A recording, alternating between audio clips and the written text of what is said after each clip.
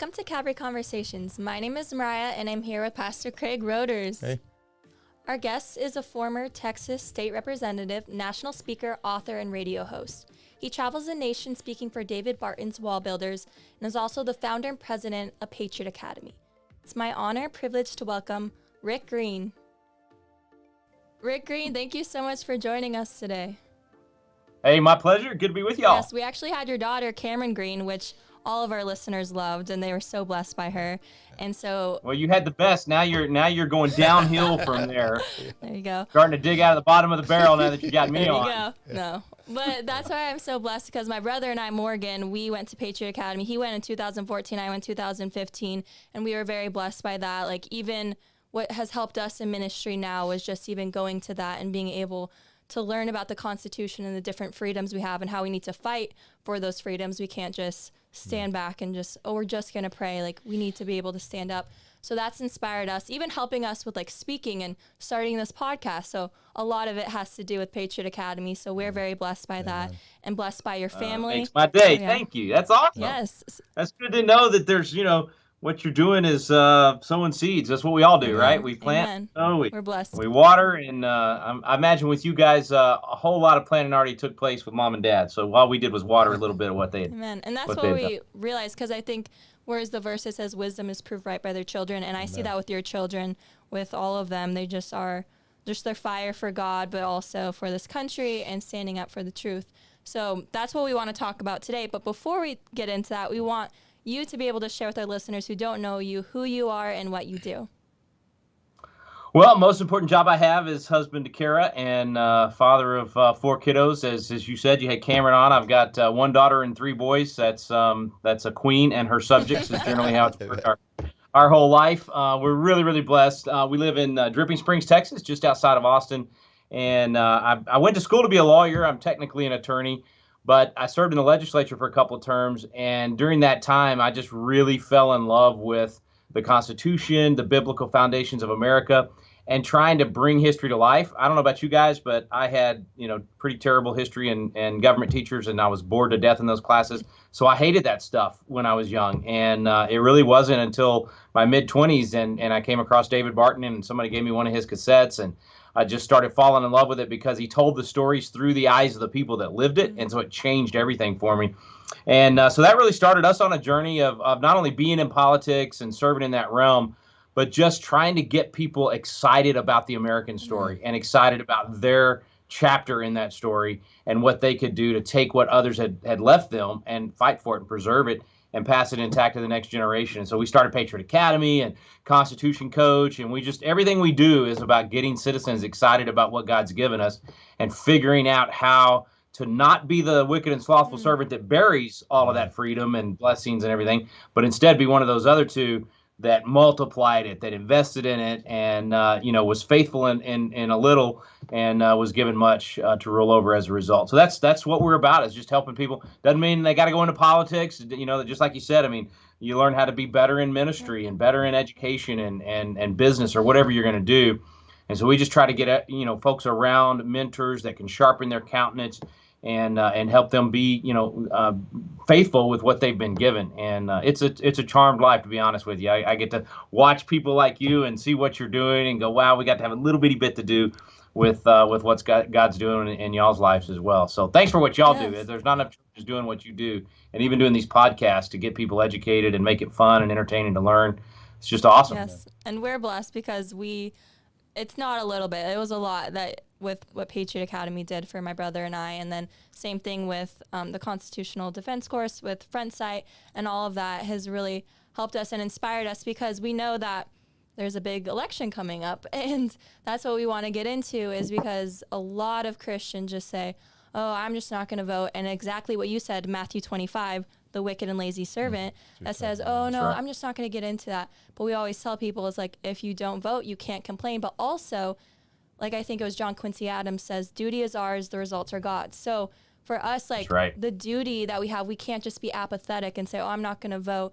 And also, we tell people it's important to also vote in person, to go out there if you can. Like Charlie Kirk said, if you go to the store, if you go to Walmart at least once, you can go out and vote. So that's what we're encouraging people. Right. But before we get into that, we want to you to tell us, from what you know, the major things that President Donald Trump has accomplished in his 4 years and why it's so important for him to have another 4 years. I know a lot of people hearing that is like, oh, why are you supporting Donald Trump? But it's like, we always tell people, unless Jesus is on the ballot, you're always voting for the lesser two evils. But at the same time, President Donald Trump, he truly is like a Samson. Samson was in the Hall of Faith, and he is fighting, and he is standing up for truth. Right. So we want you to be able to share, why do you think President Trump should have another 4 years in office?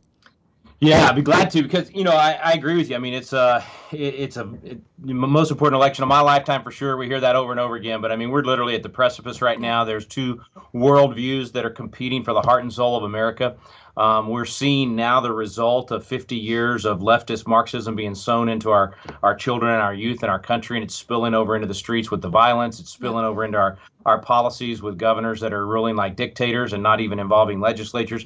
So we've had a real lack of civic literacy, and instead replaced it with a Marxist philosophy that is incredibly dangerous. And so this election is really about which of those two paths are we going to take. And so when you're choosing president or state rep or anything else, you got to look at what somebody's done, look at what their history is, not just what they say, but what they've actually done. And I can't believe I'm saying this. I had to pinch myself all the time and say, did I just say that? Did I say Donald Trump and moral clarity in the same sentence? Did I say I mean, just over and over again that happens.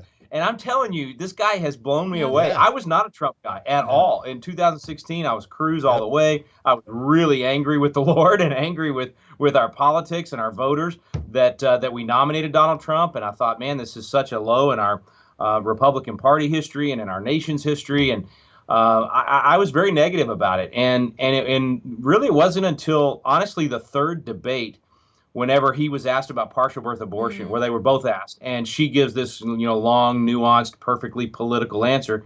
And he just has this not very well communicated, but this visceral reaction in saying that's evil. That's wrong. You're going to kill a baby that's almost born. And I remember watching that and going, maybe his instincts are very different than what I thought they were going to be. And honestly, I supported him and voted for him only because I knew how bad Hillary would be. I was looking at the courts and going, okay, look, if half of his judges are good and half are bad, that's going to be way better than her 100% leftist judges. And so that was my main reason that I went ahead and got behind him and supported him. I've been absolutely shocked. I mean, I was worried he would become basically Obama for the right in terms of executive orders and ignoring the Constitution and just doing whatever it took to get his agenda through. And he hasn't. I mean, I've watched. He's followed the Constitution. He's stayed within the lines. This whole COVID thing, everybody on the left was trying to get him to nationalize everything, to do things that are unconstitutional and outside the authority of the federal government. And he drew a line in the sand and said, no, I'm not going to do those things. So in terms of things he's done specifically, I got to start with judges, because that's what motivated me when I voted for him. And it's been beyond anything I could have possibly asked for. In fact, I just today interviewed Kelly Shackelford with First Liberty Institute, and y'all should have him on to talk about this. The new list that Trump has put together that he has promised to choose from, as he did in the 2016 race, same thing. He said, I'll choose from these, and he did, is stellar. So first of all, we got 200 amazing federal, almost all of them are originalist. They are exactly the kind of people that I would have wanted to appoint. And he fought for them and got them through the Senate, the two on the Supreme Court. I mean, you name it, right down the line on the federal judge side. Better than, this is hard for me to say. I'm a Ronald Reagan guy. You got a Ronald Reagan quote on the wall right there. I named a kid Reagan. I got another kid born on Reagan's birthday. I used to have a dog named Dutch. I mean, I got Reagan credentials. But I made a movie about Reagan. But I'm telling you, Trump did more in the last 4 years than Ronald Reagan accomplished in 8 years. Crazy? I can't believe I'm saying that. Wild. But he did. So it's judges, it's pro-life policies, it's the military policies, it's what's happening in the Middle East right now. It's the free enterprise things that he's fought for. It's school choice that he's now making a major plank of the next 4 years. His defense of freedom of religion and freedom of conscience and churches has been off the charts better than any president in my life. We could go on and on. In fact, for evangelicals especially, I got to say, look, I don't know of anybody else that would have won the presidency that would have been willing to take on the fights against transgenders in the military, against boys competing in female athletics. I mean, those are unpopular positions that he knows is going to just bring more ire and more negativity and more attacks.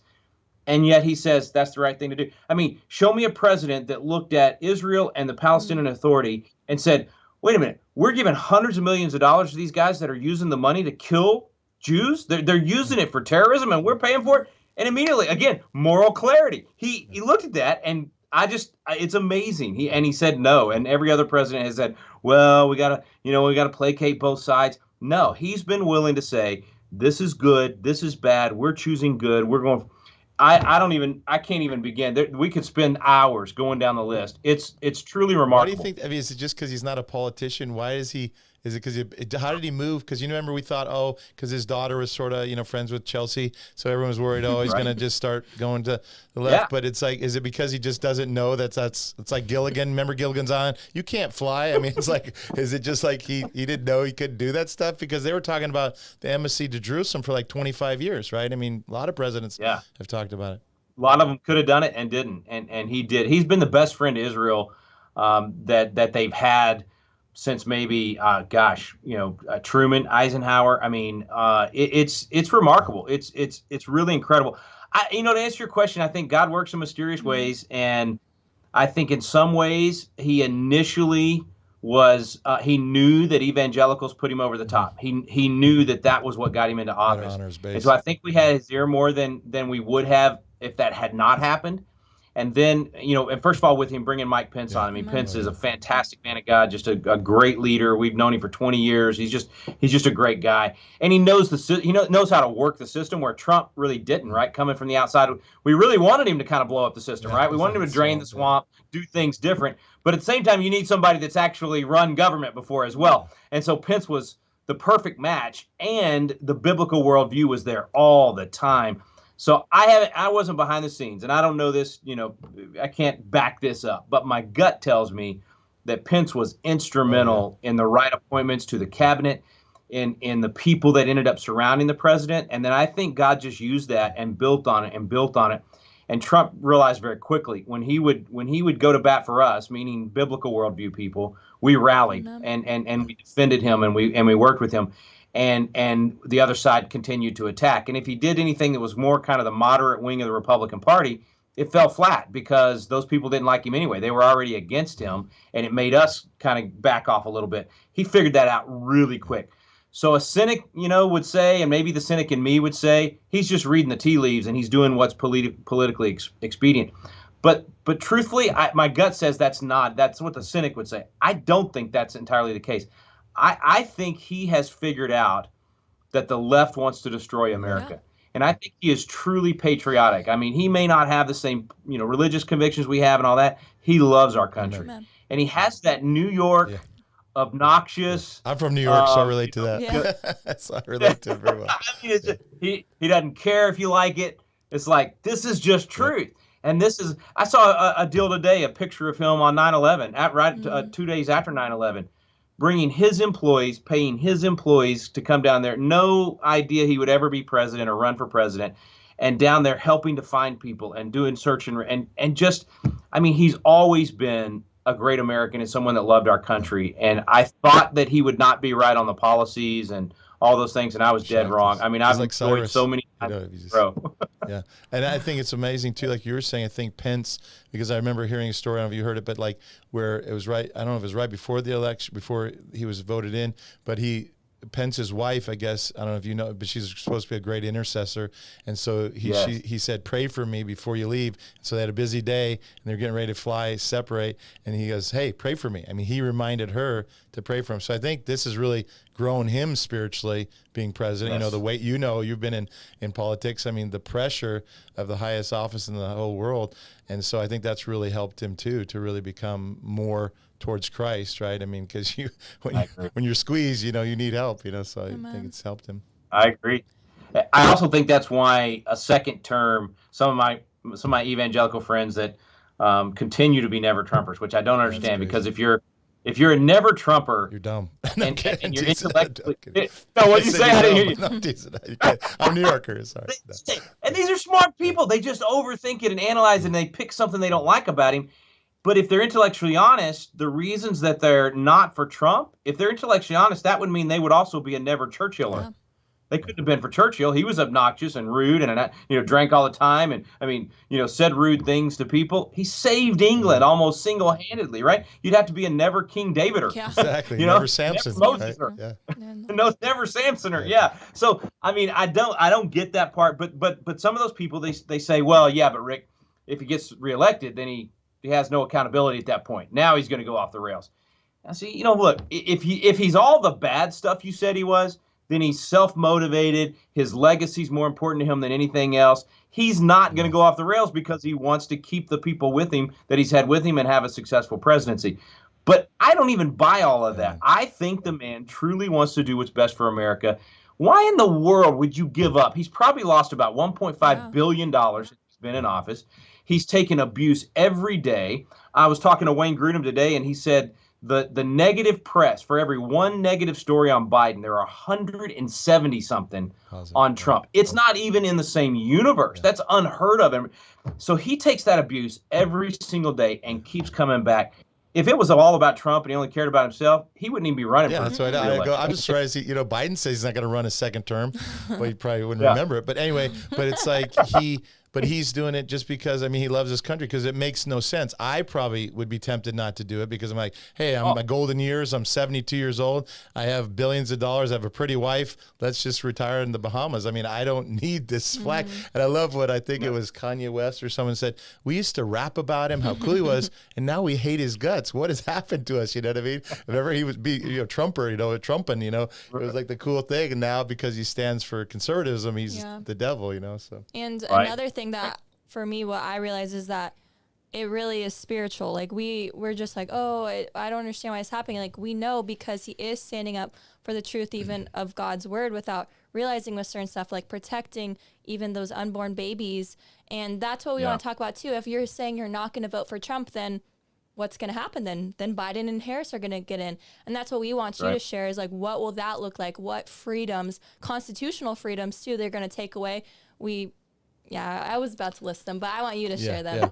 Yeah. And also if you can share too, I know we kind of have pride as Americans that somehow, or at least the left, that we're going to make socialism work. Can you maybe talk about how that's never worked and it will not work? And like you say, it's great until you run out of other people's money, So. Yeah, no doubt. Well, let me say something that you were saying, Pastor.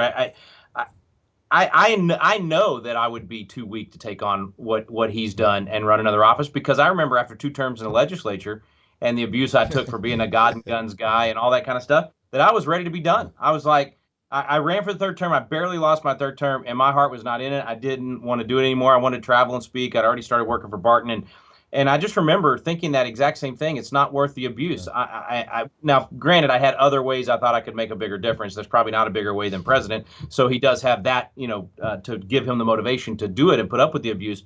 But I do think it's supernatural. I think God holds him up. I just can't imagine taking that kind of psychological abuse, the physical abuse, to do what he does and only be out. He sleeps 3 or 4 hours a night and be out there doing this all the time. I can't believe it hasn't worn him out. So I agree with you. I think certainly if I were in his shoes, I'd be thinking the same thing. And that's like, it's God. Thank God. Right. Thank God for it. And that's a sad thing too, is you don't want us. I always try to tell the people at our church, don't take this for granted. We kind of need to, the word strike while the iron's hot. We have this freedom because we see how extreme opposite. I don't know if you've seen the Biden commercials where he's holding up the Bible as if that's a bad thing, like it's a Hitler sign. They show his commercials like, those people want to push the Bible on you. And it's so weird how, you know better than me how this country is founded on biblical principles, but now we're scorning it as if it's like terrible and that's what's ruined and, white privilege. And it's like, my goodness, it's crazy. No, I thought, in fact, this was a brilliant move, in my opinion, by Trump, even though the left hated it and they're still seething over it. But when he walked across the White House lawn and then across the street to that church and held up that Bible, that was symbolic to everything that you just said. That was literally saying, this is the foundation of our country. They lit this church on fire last night, and we're telling you we're not going to put up with it, and we're not going to let the foundations and the philosophy and the goodness of America be destroyed by both the violence in the streets and the rhetoric, right? I mean, the America's on trial right now, and they are attacking everything about America.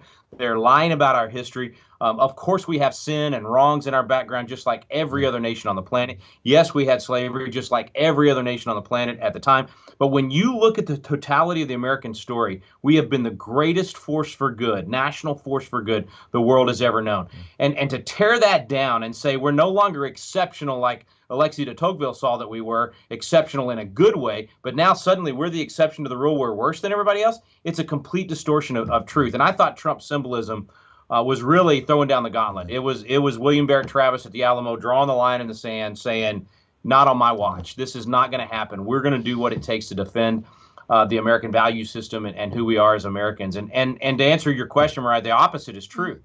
The other side has 100% latched on to this anti-American sentiment. They're products of it. They have been preaching it their whole life and doing that behind the scenes. Their policies have been that way. They've supported the leftist education system to sow that into our kids all these years. So for them, I mean, this is nirvana. I mean, they're finally at the point where they can actually say publicly what they're for. When did you ever think that the major party candidate for president and vice president would actually support the rioting and the looting across the country and not speak against it until the polls tanked for them because of it?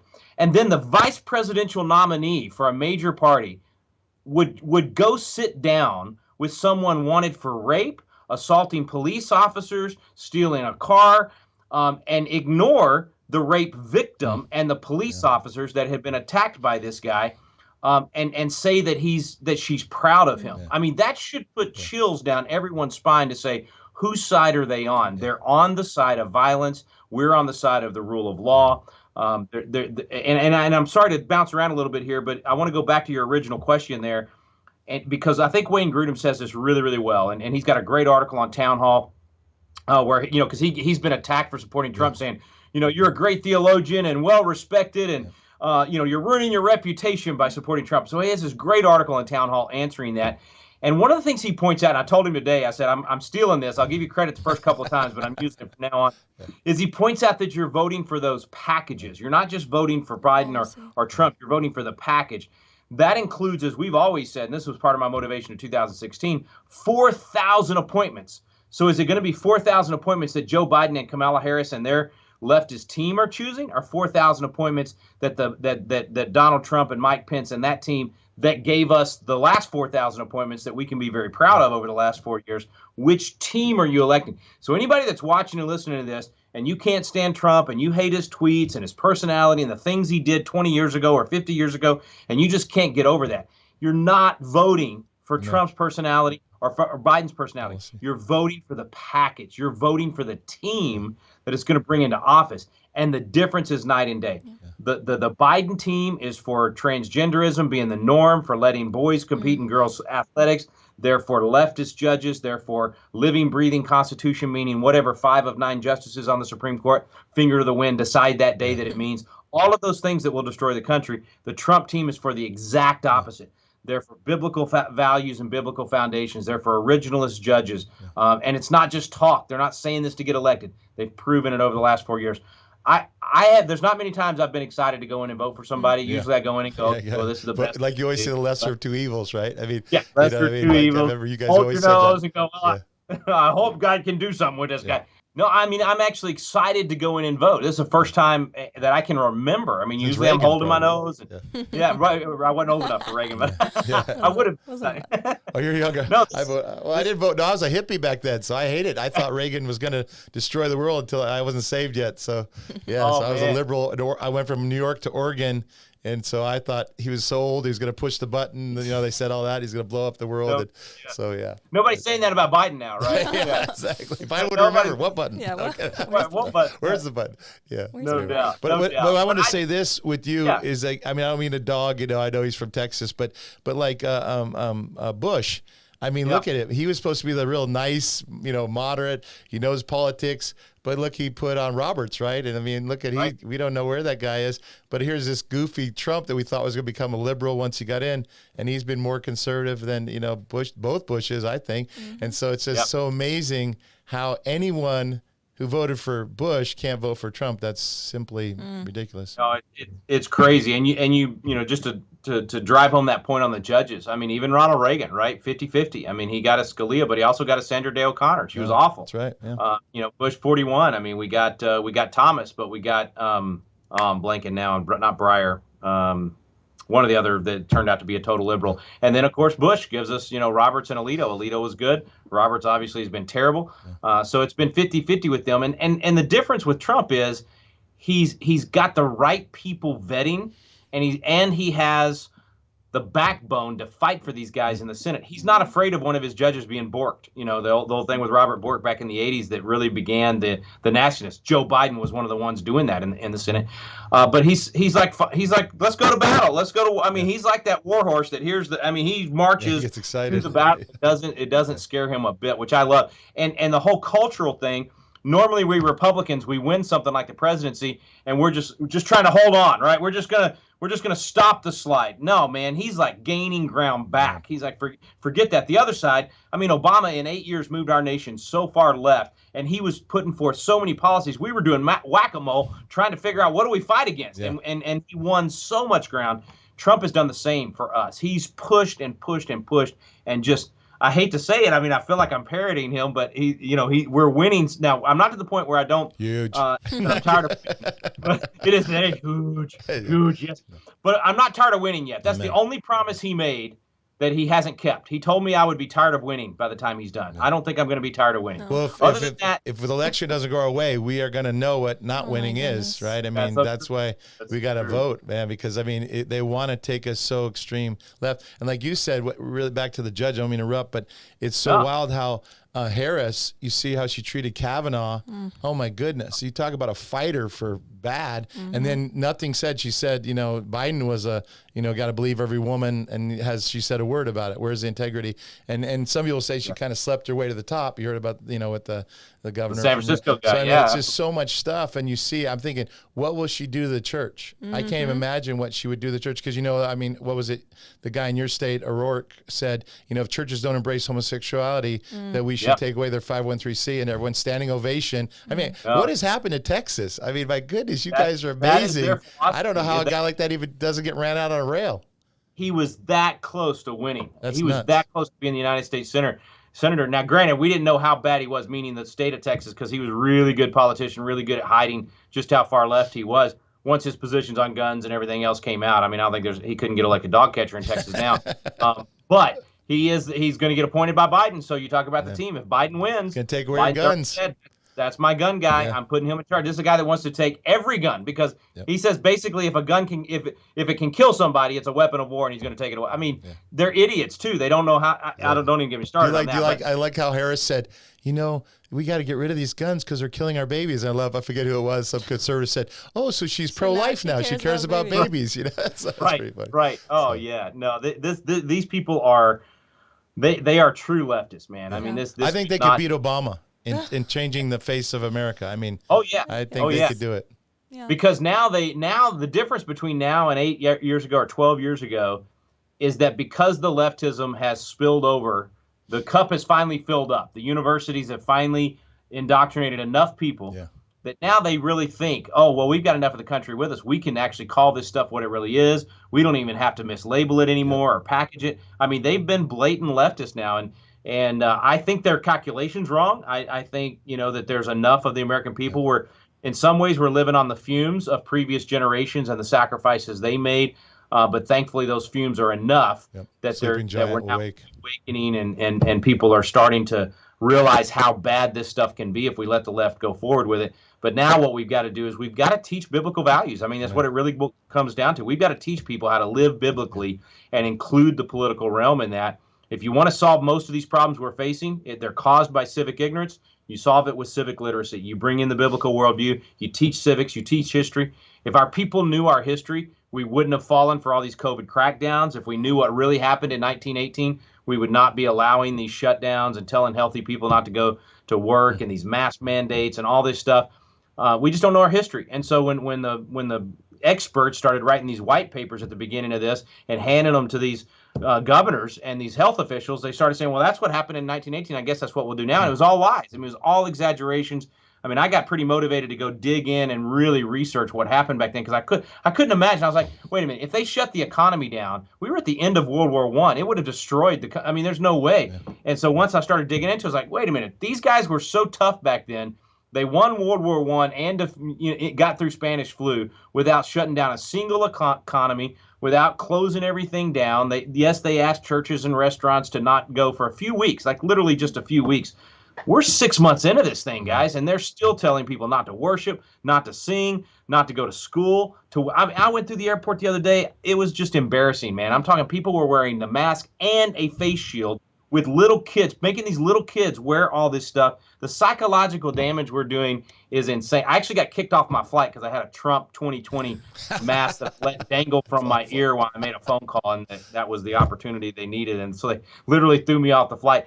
It's just nuts how far they've gone. Oh, I was just talking to a liberal professor, and he was an astronomer, and he was saying that everybody should take the vaccine. You don't take the vaccine, you don't get a card, you can't work, and you can't go to public places because you do not have the liberty, he said, to infect us. And I was like, wow. And I mean, because I'm around a lot of conservatives, so when I hear that, I'm like, oh my goodness, this is a guy who's supposed to be intelligent saying, hey, we're going to shut you down. You can just see how it's getting set up. Yeah. You know, the thing about history is we don't learn anything from history. And I mean, oh my goodness, that just that thinking. And this isn't some transient, some crazy man. This is, well, he might be crazy, but he's a professor, and he still thinks that that's what should happen. And I mean, it's just weird. Can I ask you this, Rick? I want to see, my daughter's going to get mad because I'm going off the questions, but I really think besides the ignorance of kind of our country, but it also is because, like I forget what book it was where they said the reason why Russia kind of fell and communism, because they forgot God. And I think a lot of this, why this is happening on our watch, because pastors haven't really been preaching the whole counsel of God, right?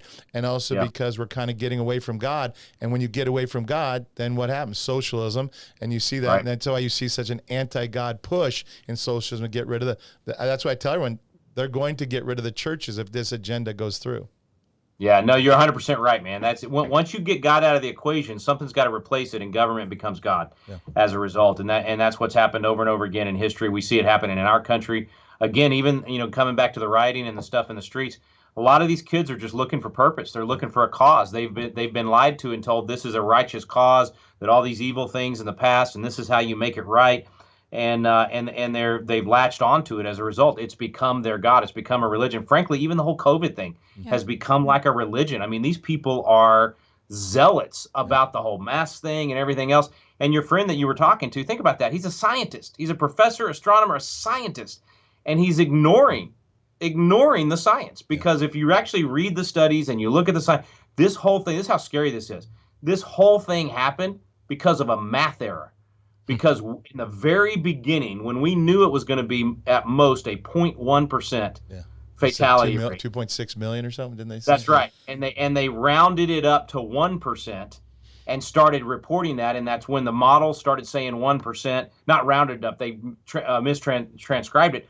And then everybody started thinking about all those big numbers and started getting scared with that. And all we have to do is go back to the Diamond Princess, all the way back to the very beginning of this whole thing. It was the perfect petri dish, 0.1%, and that has held through every state, through every country, no matter what crackdowns they do, no matter what control measures. The death rate has been consistent. The vulnerable population has been the same. How do scientists not see all of that and go, okay, we got it wrong. We overreacted. We got to pivot. And it's the pride of not wanting to say we got it wrong. My governor in Texas, Abbott, has gone off the cliff. I'm on 5 lawsuits against this guy trying to stop this dictatorship and get the legislature back involved. And it's because they won't admit that they overreacted and that millions of people have been harmed as a result, economically, suicides, 60,000 years of life for cancer patients that weren't getting their checkups and going to all that. That's going to be lost based on what the experts are. Like Luby's from Texas. They're gone, right? Luby's is gone. I mean, restaurant after restaurant, small, think about the families that their whole life savings put into that restaurant or whatever it might be, completely gone. And that's why they don't want to admit that they were wrong. The more they can, and they're going to do everything they can to make sure history says that COVID was as bad as what they've sold to us. Well, so all the false positives, right? I mean, anybody has a and flu, it's COVID. Right. And think about even including all the deaths that they've included, this thing is still 1 1/25th, 1/25th the death rate of Spanish flu in 1918. Yeah. So that was 25 times more deadly, and we still didn't do all of this stuff. What I do is kind of nuts, because everyone says you guys don't believe in science, you're Christians, you're goofballs. But like what I knew it was nuts was when Fauci, the god of science, said that he said, you can't shake hands. That's a thing of the past, but you can still hook up and grind and Tinder. Right. I'm like, oh, yeah. what? Is there a contact there? Or, but right. just it's like, are you kidding me? I mean, really? It's the same guy that said in late January and all through February, this is nothing to worry about. It's not going to be a big deal. And then when the mask thing started, he said nobody needs to wear a mask. It's not going to help. It might stop one droplet here, but it's not going to make a difference. It's all psychological. Don't do it. And here we are. And I just remember he funded the Wuhan lab. Right? Yeah, he gave him a couple of $1 million. Right. It's insane, man. And the disappointing part, the part that gets me down, is how quickly and how overwhelmingly we cowered, and the way that as a nation we gave up our liberties and started acting like sheep. Yeah. And that really came home to me this week. I went through 4 different airports, and I mean, I'm not kidding. At the first airport, there was one other guy in the entire airport that I saw without a mask, and he was a big old tattooed military looking dude. And I was like, my kind of guy. And and that was it. Everybody else had them on, and it just, I don't know. I mean, and I'm not, look, guys, I'm not downplaying COVID in terms of its deadliness for the people that are vulnerable. My father almost died from it. I mean, he's just now recovering. He would have died if we hadn't found a doctor that would give him hydroxychloroquine. That's what saved his life. And that's another thing that bothers me so much. These medical boards and these hospitals that are refusing to prescribe hydroxychloroquine. Look at the nations where you can get it over the counter, and their death. I mean, it's like nothing. I mean, they haven't a drop in the bucket of the problems it's because that we Trump have. announced it, and so therefore it can't be given. I heard Prager talking about how he takes. He said, "I'm not worried." He goes, "I do meet and greets, and I'm taking hydroxychloroquine, and I'm taking zinc." Do you? What do you say? Because you don't hear many people talk about that. Yeah, I haven't yet. I've got a doctor friend of mine that's definitely ready to prescribe it if I need it, and so I figured if like you felt a symptom. Yeah, you would, if I was another, because it sounds like he does it just to kind of. He's also a lot older. He's older. He's 72, I think. He's older. Yeah. If I was, I mean, if I was his size and I was older, right? Gentle, I mean, gentle. He's a big guy. he's got a little extra. Yeah. But now with my dad though, I will tell you though, it probably is smarter to do what he's doing, because like my dad didn't know he had the health problems he had. He did know he had out of control blood pressure, but he hadn't told any of us in the family. And he's always hated doctors and never done. I mean, he's never been sick in his whole life. Yeah. And I mean, this thing when he got it, he like I said, he nearly died. Wow. I mean, he could not even get out. He couldn't even lean up. His oxygen levels were so bad. But thank God for Dr. Lozano in Dallas. There's several really cool Christian doctors out there that have said, we're not gonna play the politics. We're not gonna do any of that. We're gonna do what works. And she's just been phenomenal. So anyway, I didn't mean to go off on that, guys, but I just don't want. I love too is that how Google, or censorship. We don't want to get into that, but how if you say that, right, if the doctor's saying that kind of stuff, it just disappears. Isn't that amazing? Can you believe that these are the doctors on the front lines? Yeah. Those guys in California had treated like 5,000 COVID patients, and we're going to take their video down. I mean, aren't we wanting to learn? Whatever happened to science? Isn't it supposed to be, the scientific method is you keep testing and you keep.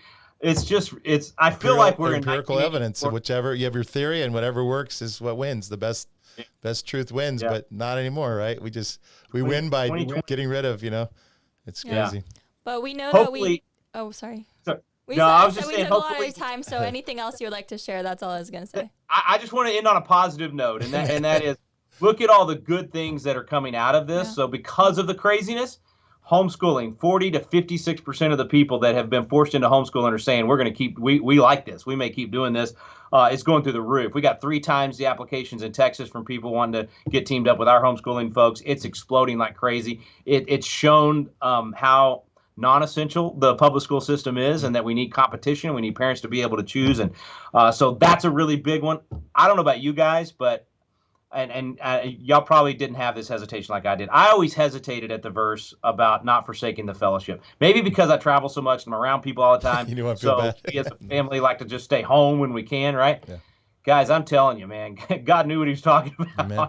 I mean, when you forsake the fellowship when we first got together with people for the first time, we actually went to a friend of mine's ranch, and Roy Feek is a friend of his, and came and did a little private concert in the barn, and probably not 75 of us, maybe 100 of us.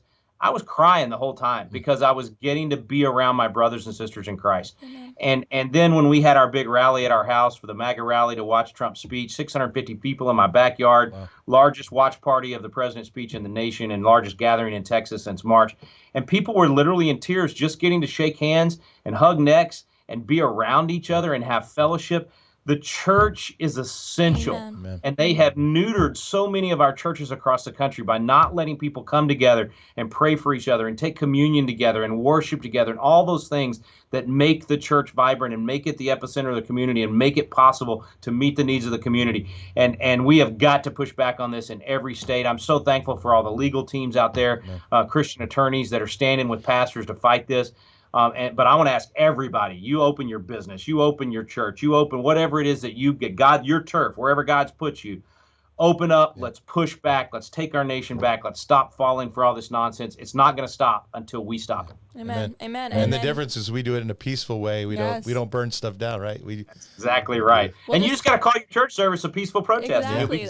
Protestants, right? Sure. Can I ask one? I want to ask one question. Yeah, go ahead. How do you feel, Rick, about the elections? What's your take, since you're very political? What's your feeling? I mean, I don't want people to get cocky, right? Like Hillary did, but I mean, what's your take, if you can share?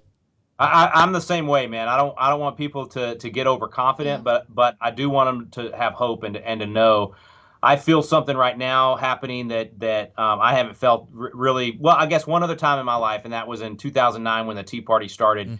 And people that had never paid attention to politics before started getting involved and saying, I'm going to do my part. And we had a great movement. 2010 elections were a landslide in the right direction. A lot of good people got elected to legislatures across the country, to Congress, to governor. It feels a lot like that. I think even greater than that. I think it feels more like, had I remembered it, I was only 13, but it feels more like 1984 with Mondale and Reagan.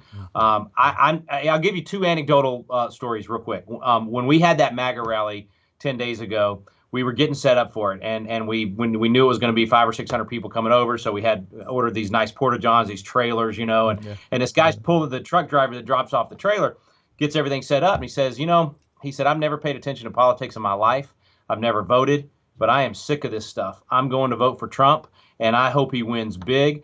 He was Hispanic. He said, I'm a minority. I'm 29 years old, but I'm sick and tired of all the racial divide. I thought we were supposed to just look at each other as fellow Americans. He said, I'm tired of all the COVID stuff and this kid was 29 and it never involved. I said, you are seeing more clearly than people that have been involved in politics their whole life. Yeah. You are seeing truth, and it gives me great hope. Then the next truck pulls up to drop off the golf carts because we got to drive everybody, down to park and all that at this event.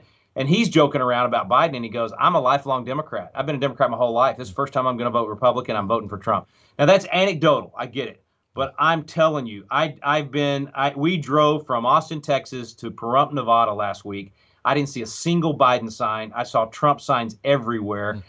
There's just something happening, and I think they gambled wrong when they backed the rioters and the looters. How can you Trump get excited about anarchy? No. I mean, Right. Unless you're unless you have nothing to lose, right? If you're just living off the government. Right. But if you have some property, you have things, you don't want someone coming in your house and burning it, So. Amen. No, I'm hoping. I mean, I really think Trump's going to win. I think he's going to win big. I think we're going to hold the Senate, and I think take the House back. I think the coattails are going to be massive. If that happens, then guys, we could right the ship in a very, very positive way in the next few years. I mean, obviously the judges and another 200 or 300 judges that he would get to appoint, possibly 2 or 3 Supreme Court justices. But more importantly, maybe than that, because we're really at a 50-50. If he could just get one, we'd probably have a decent majority for a while. But even bigger than that, I think, is that he'll finally have the political clout and chips to be able to really drain the swamp, to get rid of a lot of this federal largesse that we've allowed. We don't have to worry about another election. That's the thing. I'm thinking, if Trump was radical now, what's he going to be like? You know what I mean? I mean, of course, but he's going to be like, this stops. Riots stop now. I mean, it's like, I'm thinking. Oh, no, that stuff's going to get stopped overnight. The Insurrection Act is 100% constitutional. George Washington used the Insurrection Act in 1794. It was the first one came in 1792. It gives the president the power to do this. It's happened over 20 times. 12 different presidents have done it. he has the power to do it. And obviously he's had to make some political calculations, and he would prefer that a governor or mayor ask him to come do it, but he doesn't have to wait for that. Amen. And after November 3rd, I bet you Yeah, exactly. they're going to stop that nonsense for sure. But there's so many areas. I mean, in terms of cutting taxes, in terms of getting rid of a lot of the government programs and things that are hurting our country. I just think he's going to be able to gain a lot of ground. He would have done a lot of that in his first 2 years if Paul Ryan had been more bold, right? If the House hadn't been ruled by the moderate Republicans, which is what was stopping Trump from being able to do much. But now, if we take the House, I think the momentum he's going to have a mandate and the political clout and ability to make some wonderful, wonderful changes. Most importantly, protecting religious liberty and the unborn. And I think those two are top of his list, and we've seen it from his agenda. So, guys, I'm encouraged. I'm excited. Man. I think everybody should be. But I will say this. If I'm wrong and we lose big, that doesn't change what we do, right? Fighting. Our duty stays the same. We go live out God's word in every area. If we're Daniel and we're going off to 70 years of captivity, and he says, "I know the plans I have for you," hey, if we're going to end up in captivity in America for the next couple of generations, honestly, that's what we deserve. Yeah, exactly. Away from That's God. what I always plead, give us mercy, because His loving grace, unmerited, undeserved favor, because we truly don't deserve President Trump. But and the verse I stand on, kind of exactly what you're saying, is Romans 5:20. Wherever sin abounds, grace abounds much more, and that's all we can cry out for is His grace and mercy. Because even like you said, a lot of Republicans haven't really stood with this president and fought him. And it's like, I think you said it really well earlier, how it's time for people. I heard someone say that I really love the two parties now, because it's so, I think it was Michael Knowles was saying with Ted Cruz, it's so clear now, the distinctive. It's not like, well, I think I could vote Democrat. It's like, no, do you love Jesus? You got to vote. You know what I mean? So it's like, he says that's kind of a good thing. The verdict. I'm glad to hear you listen to Verdict. Yeah, is that what you're listening to, Knowles and Cruz? Yeah, I got to meet Ted. He's free. I think I met him at the FRC, and then I met him here when he was running for president. I was like you. I was like, this is the guy. And then and he said, he goes, man, I want to be like you. I want to be a pastor, but I decided to go into politics. I said, God bless you, man. You're a better man than me. So anyway, well, he's great. He's on Trump's list now for Supreme Court. I've always thought that would be the perfect place for Ted Cruz. But I apologize. I did not answer your question earlier about this stuff happens when you move away from God, and that's what happened in Russia. And I said, God gets replaced by government. We see that, though. I mean, I think you're right on. We see it happening. Most of these people that are latching on to these leftist philosophies, they're looking for a God. They're looking for something to worship. And if you go back to Marx, I mean, that's what he said from the beginning anyway. That's what Marxism is all about. You've got to get rid of religion and get rid of God in order for Marxism to work, because you need everybody to look to government to be their God. And there is a book I recommend called The Naked Communist. It's from the late 1950s, early 60s. A guy named Cleon Skousen, and he did 5,000 Year Leap and a bunch of other things too, former FBI guy. Phenomenal book. And I have to admit, I'm embarrassed to say I hadn't read it until this year. And it opened my eyes. It was like I was reading it from, I think it was 1959. And then I'd open my eyes and look at what's happening around America. And it was like it was written today. I mean, we're seeing exactly the Marx plan. And Karl Marx was a total loser, man. I mean, he's killed millions of people. I don't want to go down that path, but it'll be another hour. We got an hour of your time, But that's too much fun. I kept us going too long. Sorry. No, I like we do. You had to go. We preach the eternal gospel, so we go forever. So yeah. So do you want to ask where to go? For us, another thing just to say is, like, I am encouraged to see a lot of young people, though, stand up, because they do want the truth. They're sick and tired of the watered down, even Christianity, like a lot of the lukewarm. And so that's why with Patriot Academy and you helping these young people, I think Patriot Academy is from age 16 to 25. I think that's what it was. But to encourage them that we do have the Bible, because I love Patriot Academy, because not just the Constitution, which is founded on the Bible. You go back to the Bible, like, the Bible is what we stand on. We don't just stand on the Constitution. We stand on the Bible, because that will never fail. And so that's where it's just encouraging to see young people realizing, oh my goodness, I had friends and stuff committing suicide and struggling, and I've been struggling with it. Like, people have been saying that, like, the stats are crazy. And so they need that fellowship, that ecclesia. And so we see that with Hebrews 10, how important that is, like you were saying. And so I just encourage, like, even young people, if you're out there and you're depressed or lonely, to, like, go to a church, like, go Yes. to a church and like find a group of people to hold you accountable. And also for all of us, like we need to stand up for truth, like whatever it's gonna take, like we need to stand up for the truth, and we can't be cowards. We need to be fighters all the way through, no matter what happens. And so that's why we want you to share a little bit. Also, really quick side note, that's why we love Front Sight and the constitutional defense training that you guys did, and you just came from that. But how important that is, because they want to take our guns. They want to take our Second Amendment, right? And so can you explain or just share about Patriot Academy and Constitutional Defense Force and whatever else, people can find you? Yeah, I think all three things I'm going to tell you about real quick that we do, and in all three, it's iron sharpening iron. It's bringing people together so that they can encourage each other, find hope that they're not alone, find good, solid evidence that their convictions actually are right, and that, because it's like we're seeing right now, people are starting to go, man, was I wrong about America? Should I not be patriotic? They're really questioning their own beliefs about America. And so what happens is when you come to a Patriot Academy, or you become a Constitution coach and teach a class and get people in a room, or you go to constitutional defense classes with us at Front Sight, is all of a sudden you look around and you go, wow, I'm not alone. There's other people that care about the country, and especially at a young age, which is what happened to me at 19. I went to a conservative conference and I went, oh, it's okay to be conservative. Yeah. It's cool to be conservative, And so that's what I wanted to create with Patriot Academy. And so you get in the 16 to 25 age range, you get an opportunity when you're really cementing what you believe and what your worldview is going to be around other young people that have a passion for the country, great speakers and people that will address these things from both a biblical and a constitutional perspective. We did our virtual academy just a few weeks ago, and we had Dennis Prager, Dinesh D'Souza, Vodi Bakum. You just go down the list: Ben Shapiro, Michael Knowles, Andrew Clavin, all of them. And they sewed into these kids and gave us, I say kids, these young leaders, and gave us a chance to really take whatever was happening in the news and go, okay, what's the Bible say about it? What's the Constitution say about it? What does history say about it? So that's Patriot Academy. The website's patriotacademy.com. You can do it if you're not 16 to 25. So we have 16 to 25 are the main programs, and they're on the real house floor in the real committee rooms normally. This year we were on virtual. And then we have our military Patriot Academy. That's any age from any branch, and they take over the Senate while the students take over the House. And it's a great opportunity for them to see, hey, here's what I fought for. This is how a republic really works. And they get that experience, hopefully go home and run for office. And then we have people of all ages that become Constitution coaches. And so while that's happening at Patriot Academy, we have our Constitution Coach Conference. And so these Constitution coaches come in. And that just means you're a citizen that's willing to get people together and hit play on our Constitution class. Anybody can do it. Everyone should do it. And it will, I promise you, give you hope and encouragement. So Patriot Academy, Constitution Coach, and then the Constitutional Defense course is where we go out to Front Sight, as you've experienced, where we both train physically how to defend ourselves, but then we also train intellectually. So I teach on the Constitution in the evenings, and we train on the ranges during the day. And I'm telling you, you talk about feeling some hope, man. We took 220 people with us last week, and another 700 were there. It was right at 900 people. And everybody was just looking around going, okay, the world's going to be okay. We've got some good patriots here, and a remnant.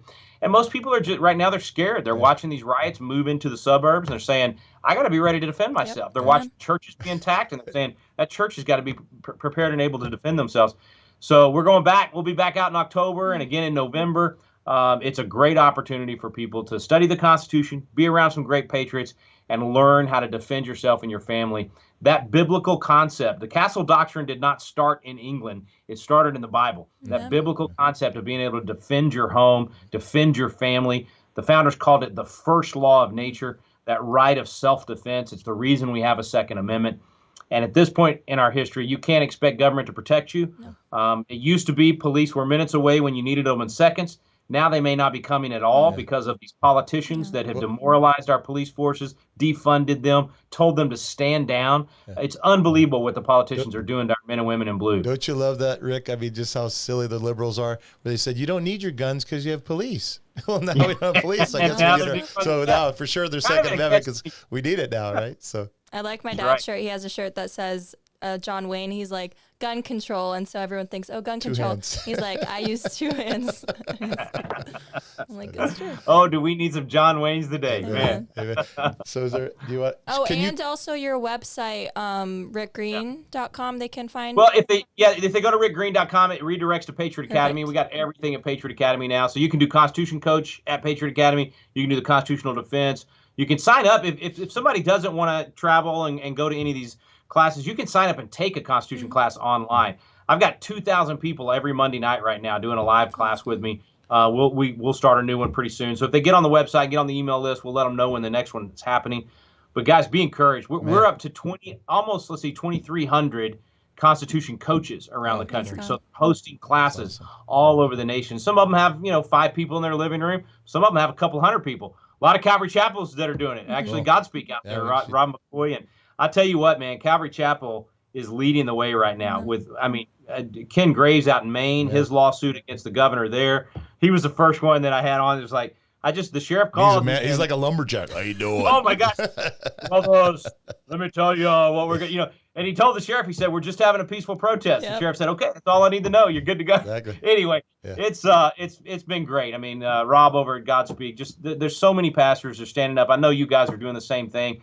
It's for people that say there's nobody standing up or there's no heroes. It's like Reagan said in his 81 inaugural. They just don't know where to look. Yeah. There's a ton of great Christian leaders right now, a ton of churches where you can go. And Mariah, I'm glad you said that because anybody that's watching this anywhere in the country, find a body of believers where you can get plugged in and have that iron sharpening and have that your needs met, and then eventually you be able to meet other people's needs as well. And don't rob other people of that blessing. Get out there and get those relationships going. If you're lonely, find a church right now. And hopefully more pastors will, through this, rise up. Because the neat thing is, a lot of the liberal churches are closed. Yeah. So we're getting people coming to our church that would never, so that's kind of a positive and the negative because they're like still closed, but we've been open for months, so it's pretty cool. So I talked to Scarlett Lanny, one of our super coaches. She goes to Godspeak out there with Rob McCoy. She said atheists are coming to the church and saying, we just want to be around some normal people right now. So it's like, wow, God, you have some really cool ways of bringing in people. So I never thought it would be like this. Amen. Waking us up. We all need that. Can you close us? Would you be willing to close us in prayer and just pray for God to waken the sleeping giant, and then we'll step up and pray and vote? Amen. Absolutely. God, you've been so good to us and so gracious to us. Lord, we've in many ways turned our back on you as a nation and run from you through our government and our official positions in so many different ways. Yet somehow, some way, you still love us. You still have a remnant out there. You're still giving grace, and you're raising up incredible leaders in your church, and leaders that can lead in every area of the culture. And so we just thank you for your grace. We thank you for your mercy. We ask you to continue to give that to us, and we thank you that you've raised up leaders in politics like Donald Trump and others that are serving in a way that they are upholding biblical principles. We know what your word says about when the righteous rule, the people rejoice, and when the wicked rule, the people groan. And Lord, it's when righteousness rules right now, whenever our policies reflect that biblical worldview, that we get to enjoy more freedom, we have more prosperity. I mean, all the blessings that America has experienced has been a result of those biblical values being in our policies and the way our nation was run. So God, we're just begging you, continue to bring us leaders that will bring us back to those policies and give us a nation that can continue to be the city on a hill and a beacon of hope for other countries around the world, that we can continue to be the mission field, that we are providing the missionaries and the finances, that we continue to be in a strong position to be able to help when there's tragedies around the world. God, you've given us the most powerful, the most free, the most benevolent nation in history. Let us keep it that way, and let us be faithful on our watch. Everyone that's watching and listening, God, I just pray you'll prick their hearts, God, that you'll give them a sense of a burden to do their part, to not just talk about their rights, but do their responsibilities, to take on their responsibilities. I thank you that this church is a beacon of hope. God, I thank you that they're standing for truth. I pray that it'll just spread in their community, that others will do the same thing. And for everyone that watches these podcasts, and I just pray, Lord, that they'll be inspired to learn more, to do more, and look for what they can do in their own communities to be the ones leading on biblical and constitutional principles. In Jesus' name, amen. Amen. Thank you so much for joining us on Calvary Conversations. If you haven't already, please make sure to like, subscribe, and share this video. If you would like to listen to us, wherever you get your podcasts, just type in Calvary Conversations. Also, you can follow us on Instagram at Calvary Conversations. Thanks so much, and see you next week.